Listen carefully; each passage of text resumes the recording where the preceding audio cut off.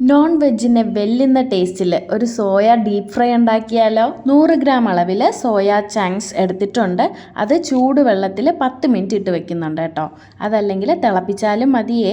10 minute കഴിഞ്ഞ് തണുത്തതിന് ശേഷം വെള്ളമൊക്കെ ഒന്ന് ഡ്രെയിൻ ഔട്ട് ചെയ്തിട്ട് നമ്മൾ ചെറിയ പീസസ് ആക്കി കട്ട് ചെയ്തെടുക്കുന്നുണ്ട്. പാനിലേക്ക് കോക്കനട്ട് ഓയിലും പെരിഞ്ജീരകം പൊടിച്ചതും ആഡ് ചെയ്യാം.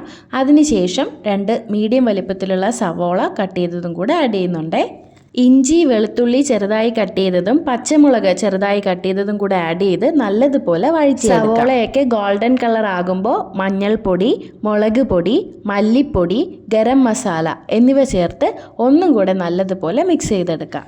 ശേഷം സോയ ചങ്ക്സ് ആഡ് ചെയ്ത് ടൊമാറ്റോ സോസും കൂടെ ആഡ് ചെയ്ത് ഒന്നും കൂടെ ഒന്ന് മിക്സ് ചെയ്തെടുക്കണം. ശേഷം ഹാഫ് നാരങ്ങയും കൂടെ ഒന്ന് സ്ക്യൂസ് ചെയ്ത് ആഡ് ചെയ്യണേ. 1/4 ഗ്ലാസ് വെള്ളവും കൂടെ ആഡ് ചെയ്ത് 2 മിനിറ്റ് ഒന്ന് അടച്ചു വെച്ച് നമുക്ക് കുക്ക് ചെയ്തെടുക്കാം. കറിവേപ്പിലയും ആഡ് ചെയ്ത് സെർവ്